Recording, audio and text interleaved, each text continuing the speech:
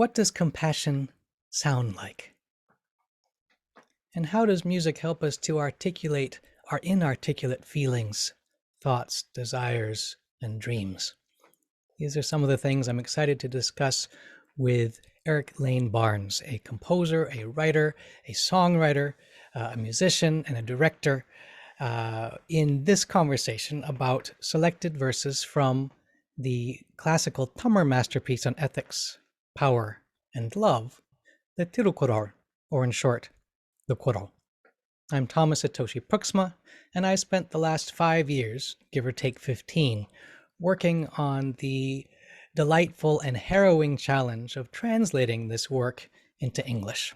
And because this work speaks so deeply and so directly to how we practice and embody wisdom and compassion in the nitty-gritty of everyday life, I've been inviting other artists and musicians and poets and teachers of all kinds to discuss a small number of verses, 2 or 3 verses on a similar theme, to open up the poetry and to explore the poetry.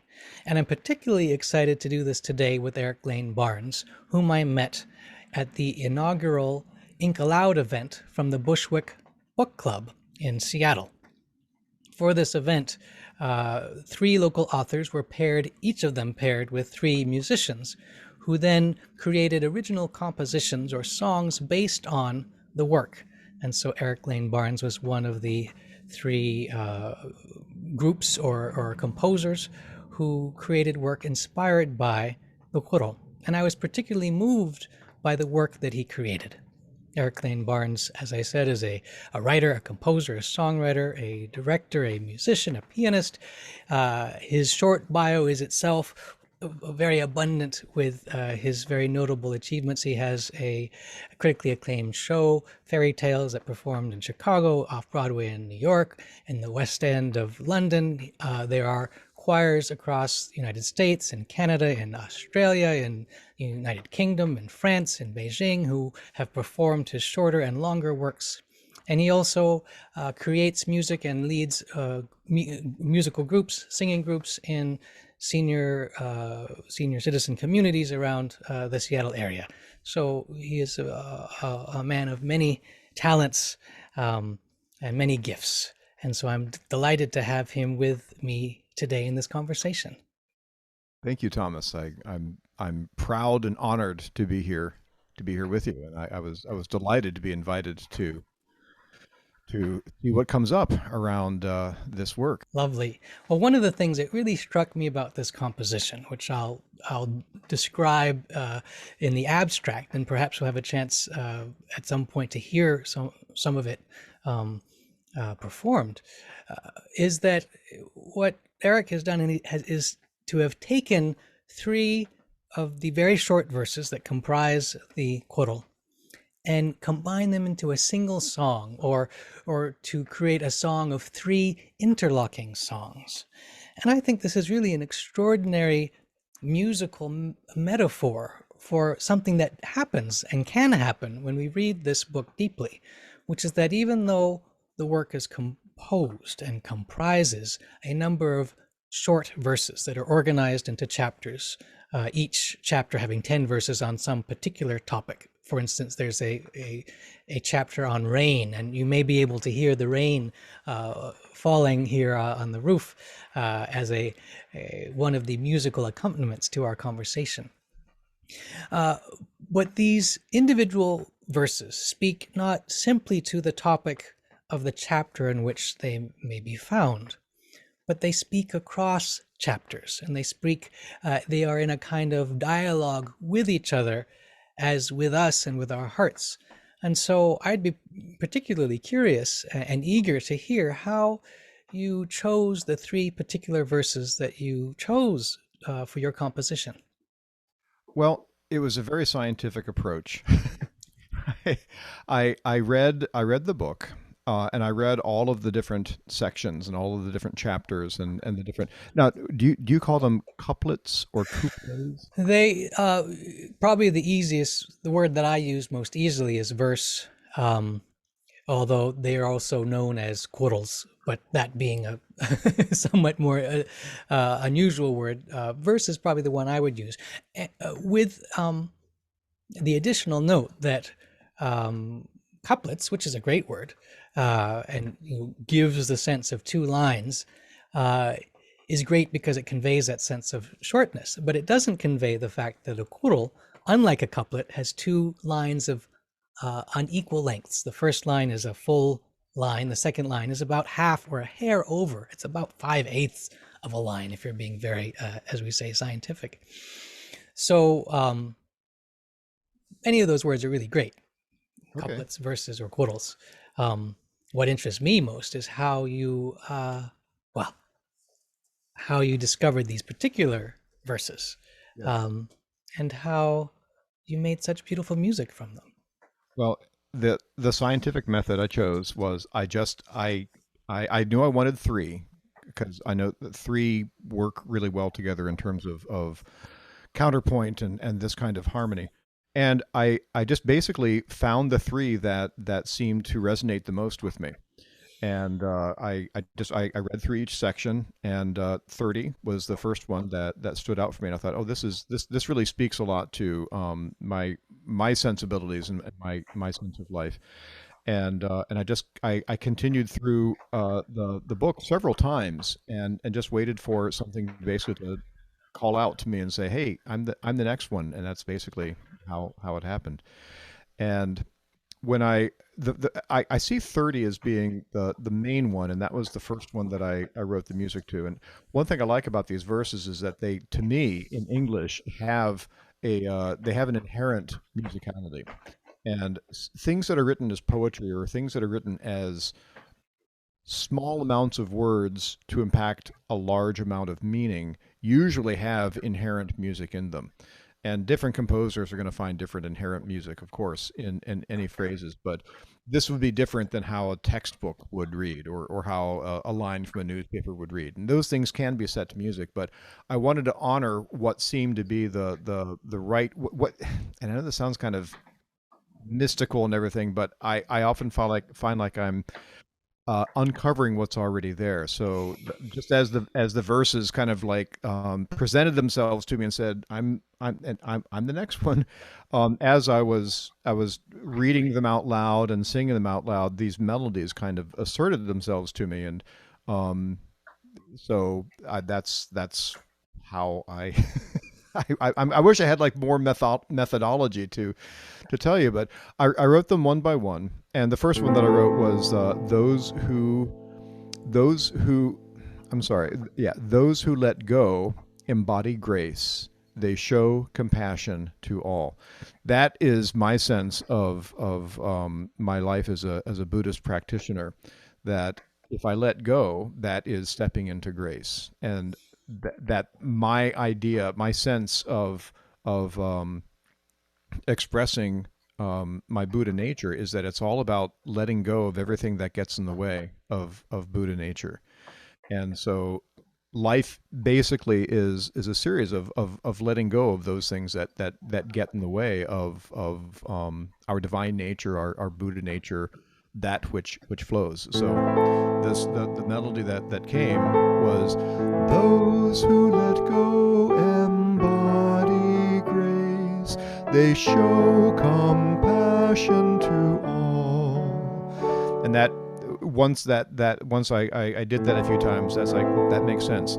Now I can say, and interrupt me at any time if I'm going on too much about any of this.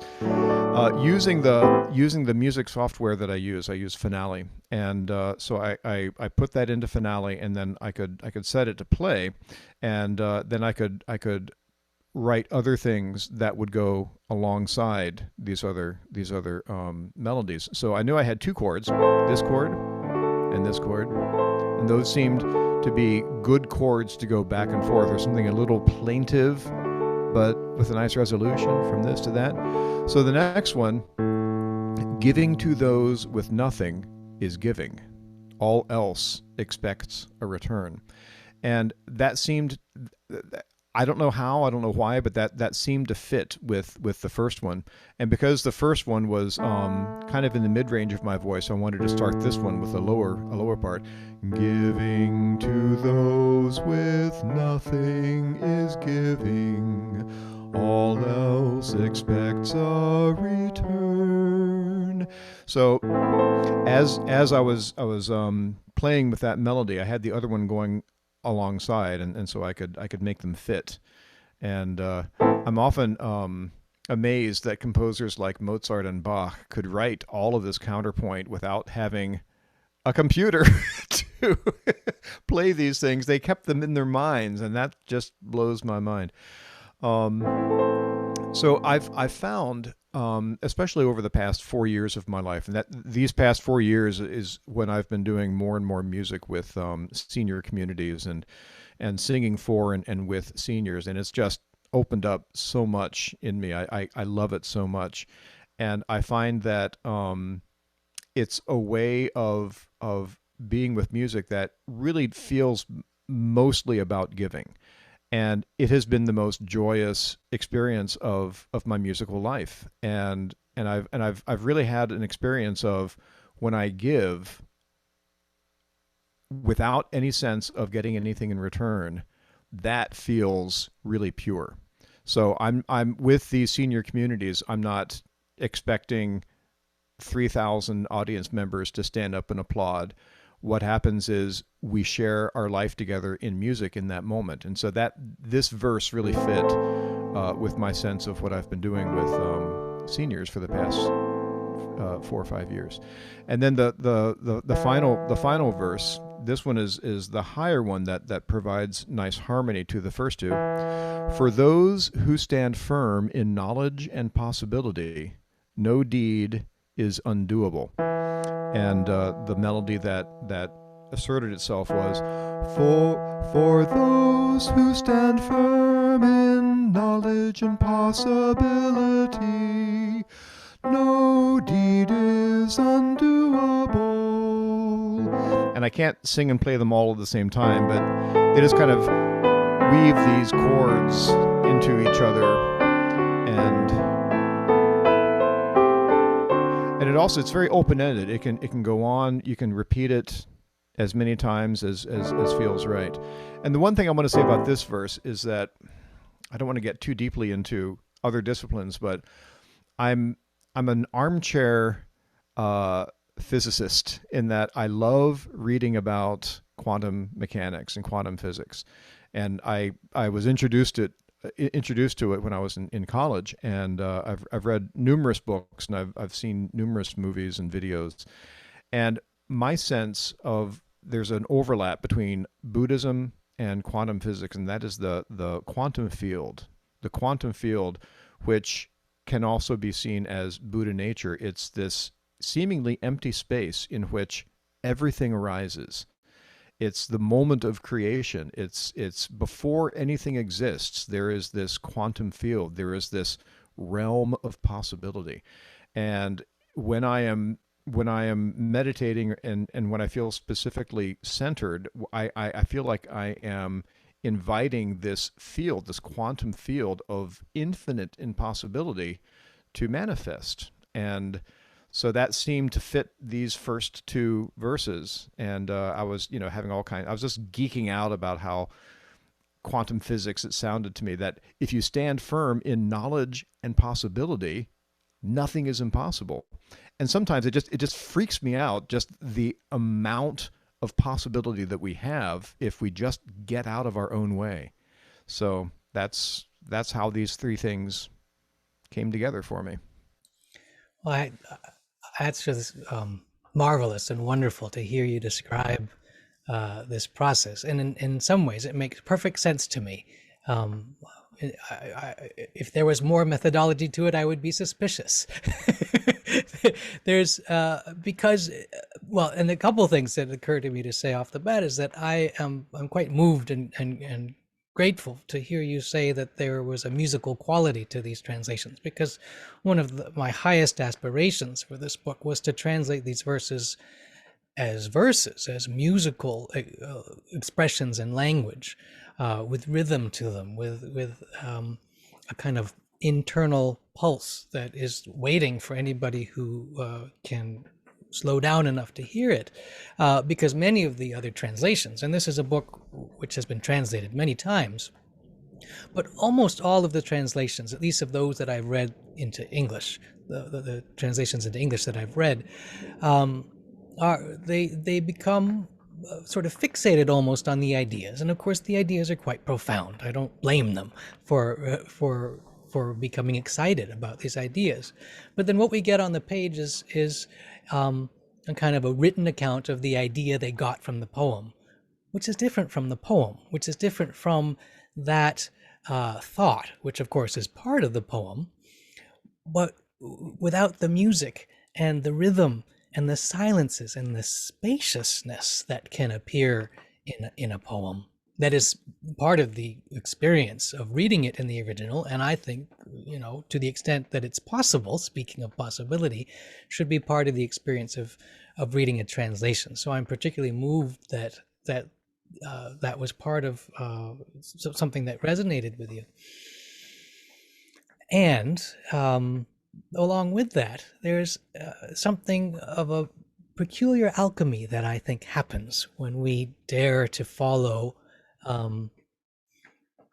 those little, this jumps out and that jumps out, and then a melody, I love how you put it, asserts itself, sort of gives itself to you. It's in a way, it's a kind of letting go in receiving the musical inspiration that comes to you. And what struck me as I was looking at these, and strikes me even more listening to you speak, is how you've taken three verses which come actually from three fairly distinct sections or subsections of the Kural, and you've brought them together musically in such a way that they are amplifying or resonating with each other. So for instance, the first verse that you chose, verse 30, comes from it's the 10th verse, the last verse of the 3rd chapter of the book. And now the first 4 chapters of this book serve as a kind of introduction to the whole book. One might say that they are sort of a doorway into the whole book, except that every single verse in the book is a doorway into the whole book, which is something we can discuss if we want to, in a quantum sense, or in the sense of the distinction that is made between explicate order and implicate order, for instance. We can put that enticingly on the shelf for the moment. But it seems fitting that this sort of key verse for you came from the introduction in such a way that it's sort of one doorway into the riches, the musical riches, the wisdom and compassion embodied in this work. And then the second verse that you chose, the on giving, comes from the section of the book which follows the introduction, which has to do with the ethics of the home life or virtue. But we see immediately that, and we hear, as in your setting of it, we hear immediately that there is this connection between the embodying of grace in a cosmic sense and the act of giving, which is also cosmic, but we also, we can practice the letting go of giving with people, with beings, with creatures in our day-to-day life, as on larger seeming scales. But perhaps the most sort of marvelous thing to me is how you chose this third of these three verses, 472, which actually comes from the second of the three books or sections that comprise the whole work. The book is the first section is on virtue or ethics. The second section is on power, or wealth, or politics, or political community, and the third section is on love, and specifically on romantic love. And this second section of the book, from which the third verse that you chose came and comes, is the sort of most substantial section of the book. It's the longest. It occupies the widest array of experience, and is interested in community life. So politics, money, what does it mean to be a leader? What does it mean to be an advisor to a leader? What does it mean to learn something, and so on? And so it's as if your verses lead us from the initiation of letting go, which of course is a continual practice for anyone who is daring to practice that profound um, act. It leads us from there through the contours of the home life, through the contours of ethics embodied in our homes, and from there into the wider world of our community, which is, you know, our communities, our regional communities, but the larger community of creatures, the larger community of beings in which we live, and in which we live, and then ultimately into the cosmos that is within and contains all of this. And so it's perfectly fitting to me that there's a sort of cosmic dimension or a quantum physics dimension or a mystical dimension, depending on whatever terminology makes the most sense to a person, and this sense of possibility, and the way that, you know, as the poet says, no deed is undoable when we stand firm in knowledge and possibility. So that seemingly small act of letting go, of course, sometimes it can be a very big process and a big practice, leads to, as you, I think, rightly say, a vista which can be overwhelming. All this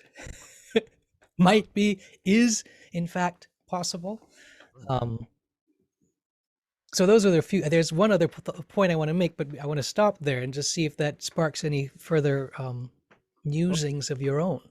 We can talk about this forever, I think. Yes. What I like about theater and film, I'm a huge theater and film fanatic. I've done a certain amount of both. Is that when you put one thing next to another, and they might initially seem disparate. If you put an ancient text and if you set it with a contemporary setting, or if you take contemporary music and you put that alongside a story that was written in the 1600s, there's something about putting those things together that we draw lines in our minds between those two. Part of that is we are pattern-seeking primates, and we will want to find patterns wherever there are. But I think that also just lets the two fields resonate with one another, and seeing them. And seeing how the brain, how our mind connects these things. I think those lines in many ways are, I think that's what theater is. I think that's what film is, where you're putting things out there. And I'm talking about hopefully intelligently presented film and theater, because there's certainly a lot that's not. But putting this image and this sound together, and letting them be, and just seeing how they interact with one another. I first Robert Wilson is a contemporary director, and he directed a piece called The Knee Plays, which was, I don't want to get too deep into these weeds either, but it was a piece that was based on the Civil Wars. And I actually forget who the composer was of the Civil Wars, but it was a very long work. I think it was like a 7-hour work. And in between each of these scenes was what he called knee plays. And I know that Philip Glass wrote some of these with some of his operas. And they took the knee plays out of the Civil Wars, and they just put the knee plays together in one piece, which I saw. And it was one of the most amazing performances I'd ever seen. It was a dance troupe of about 7 people. It was someone who was, and then off to the side was someone reciting pop lyrics, and they were written by David Byrne. And then there was a brass band. So this modern dance, these pop lyrics, and this brass band, all these 3 disparate elements came together in this really bizarre but beautiful way to tell the story of the understanding of the written word from the very beginning of sentience of humanity to today. And I remember Robert Wilson saying that if you take a 16th century commode And if you put it right next to a computer, you will look at both of them differently. So I always think of that when I think of different things being placed next to each other. Sometimes the more disparate, the more interesting, or the more jarring the juxtaposition is. But all of that to say that when we put things together in ways that they might not have initially been intended, our minds will make these really interesting connections, and it also allows us to look at what connections might have already initially been there that weren't explicit. That's beautiful. It reminds me of a conversation I recently had with the Dharma teacher, Dr. Larry Ward, where he spoke about how poetry takes us into emptiness, which is another way of describing the interconnectedness of everything beyond our usual experience of space and time. And it's as if by juxtaposing the right, seemingly disparate things, which I think, as you say, film and theater are particularly well suited for, that we can have a sort of glimpse or a kind of awakening moment of this interconnectedness or this emptiness, or of the way that the time between what these two objects before us might seem to suggest is only one way of looking at a reality, which at another level may be timeless, or maybe speaking to that timeless part of our being. It's really marvelous. Uh, there's one more thing that occurs to me to say about what you've done here, and this struck me on Saturday night when I heard the songs, which are a song, for the first time, was that one of the peculiarities of English. I've heard W.S. Merwin, the wonderful poet, the late poet W.S. Merwin, speak about how English is not really a chanting language. It's not. We don't have chanting traditions in, say, the same way as maybe the Gregorian chant traditions, or Latin, or Sanskrit, or Arabic, and other languages like that. And yet, what came through very clearly in your setting of these verses was that there was a sort of a chant-like quality to the melody, that it and with that, perhaps the more important point is, with that came a sense of a peaceful flowing, so that one could imagine singing one of these lines for a long time as a kind of meditative reverie, as a kind of meditative practice. And I think that has something to do with the way that you've found or accepted the gift of these melodies that asserted themselves to you, whereby the melody is right for the words. The melody somehow grows out of the sounds of the words themselves, the rhythms of the words themselves. So it's not like we have two things, speaking of juxtaposing two things, and like, okay, we have this melody and we'll sort of smush these words into it, or we'll concoct some melody that kind of, like bending a piece of metal around something. But instead, that the words and the music, it's almost hard to tell which comes first. They arise in a beautiful way together.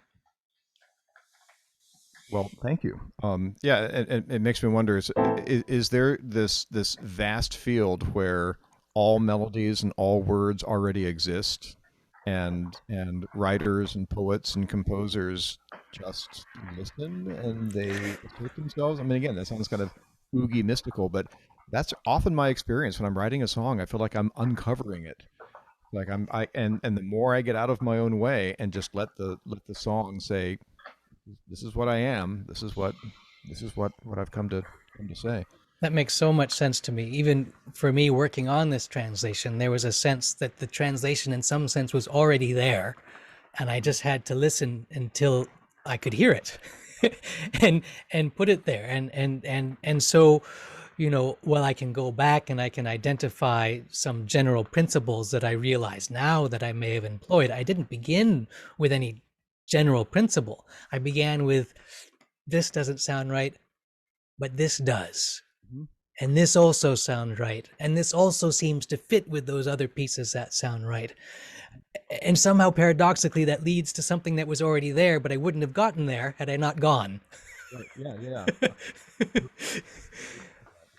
Oh my goodness. Really Another, such a, yeah, I mean, that's such a very real experience for me, how, it, it's not there and it's there all at the same time. And it's this letting go and listening that invites it in.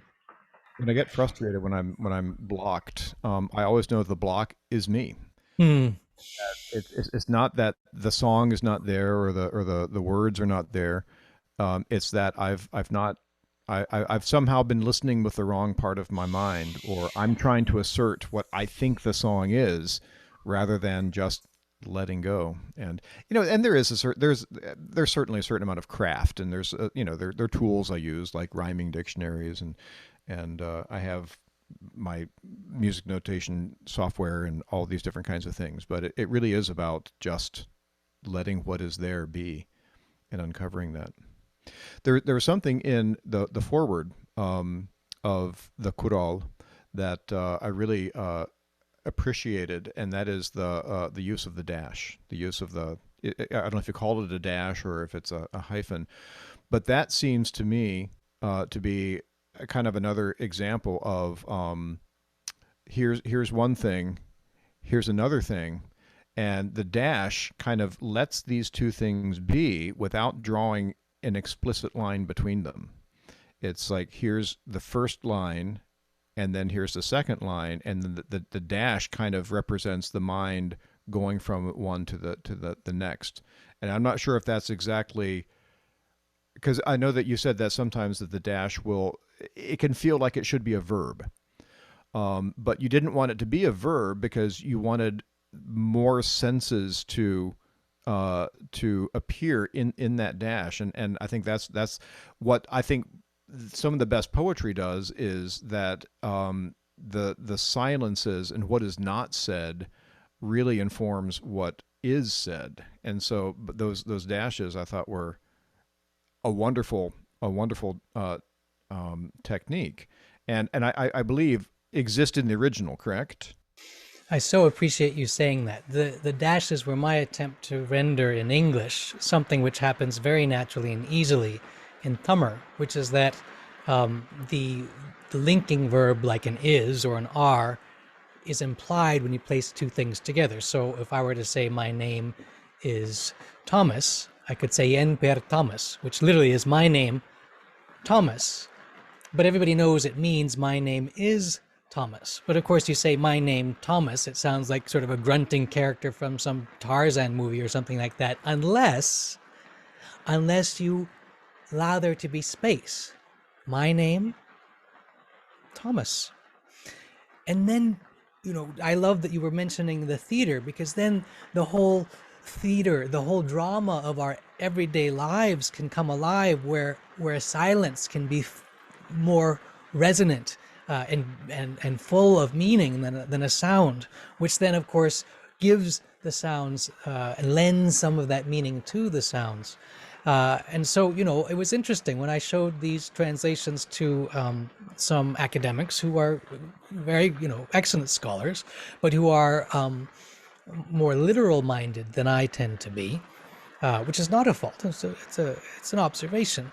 They kept thinking, oh, well, this verse, why did you just say is? And in fact, it was thanks to them that I thought, well, I better articulate this more clearly and put it in the preface so that people can understand that I really want people to listen to the poems. And the dashes are a way of inviting people to say the poem out loud, to give a space so that those things can sit beside each other in a way that might be surprising. I think it's what Emily Dickinson, to point to one of the people who inspired me in this process, was doing, because she only used the dash. She didn't use a bunch of other punctuation marks. And so when you read Emily Dickinson, you have to sit with every silence which is suggested to us by the dash and hear the silence as part of the sound of the poem. And that often sort of has the poem sort of blossoming in our ears. So it's a very meaningful to me to hear you speak about the dash. And in fact, I don't know if you can hear the rain now, but one of my favorite verses, one of the first verses that I learned by heart, and which I am only partially happy with the translation of, because the verse has so much sound in it that I could only get some of the sound. It's a verse about rain, and it has the sound of the rain in it. It goes like this. I'll share the tummer first. It goes, Tuparka tupaya tupaki tuparka tupaya du marai. I think you can hear that tupa tupa. That's that sort of sound, the pattering of the raindrops on our roof. And if you listen, you'll hear there's a long sound at the end and a silence and a final sound. Tuparka tupaya tupaki tuparka tupaya du marai. And I've tried to get something of that in the translation, which goes like this. That making food fit for feeding, and itself food that feeds. Rain. Now, a person could translate that and say, making food fit for feeding and itself food that feeds is the substance we call rain. And the meaning is conveyed more or less intact. But I wanted to at least suggest something of the way of these two ideas. The fact that rain not only is what allows everything to grow, everything that we eat thanks to the rain, but that rain is itself a nourishment to us directly. We can live for a long time without food, but we can't live for a very long time without water. And that this very ecologically profound understanding, then when one sits with it, when meditates with it, can be expands into a even deeper understanding of our entire relationship to the cosmos. I was again in this conversation with Dr. Ward. He spoke of how his teacher, Thich Nhat Hanh, speaks of, and this is not just Thich Nhat Hanh, but the tradition, his tradition, and many other Buddhist traditions as well, of Dharma being like rain, the Dharma rain, and the rain falls on us, and we don't have to work at it. We kind of have to get out of the way of ourselves and allow the rain to fall and sink into the soil of our being, the soil of our minds, to nourish us in ways that it nourishes us best when, as you say, we let go. You say those verses, to recite those verses, and I can't say the word. I mean, I've always heard it Tamil, but Tamar.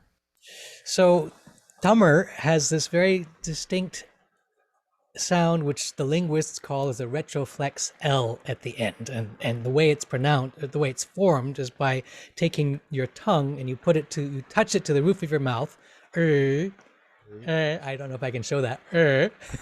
But then, and there's in fact an sound in Tamar, but then that tongue comes a little bit back from the roof of the mouth, so it's curled back, but it's not touching the top, and that in fact is the of Tamar.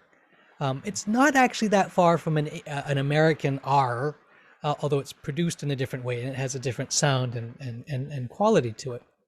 But it's one of the letters which is particularly considered to be particularly beautiful in Tamar. And it's also because the language as it's spoken has many different dialects and tonalities that people often pronounce Tamar. They can also pronounce it Tamar, and nobody will bat an eye, and that's totally fine. And of course, in English, we often say Tamil or Tamil.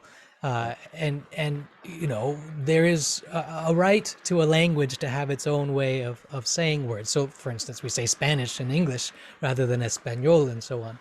But I hardly appreciate your interest in in saying Tamar in its sort of highest Tamar form.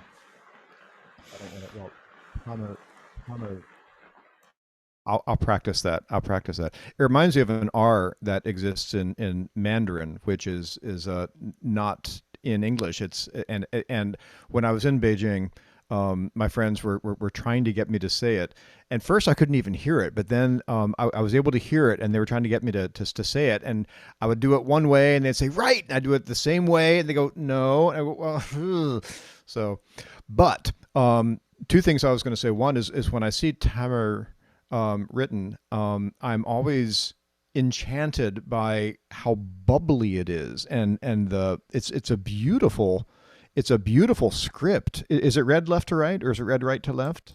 It is read left to right, as in English. But just the curls and the it looks like a very decorative language. I love how it looks. And hearing you read the verses, hearing you recite the verses, it reminds me of when I've heard the Quran recited in Arabic, because it's a poetry that has a lot of inner rhyme and a lot of rhythm around the words. And that's completely lost in English translations. And there's something about the beauty of the poetry and the rhythm and the repetition of certain sounds and certain words that I can understand how that is such a um, I know that many Christians in our Western culture memorize verses of the Bible and everything, and I certainly did when I was practicing Pentecostal.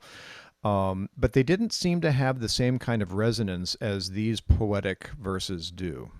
And so I always appreciate language that has inherent music and inherent poetry in it.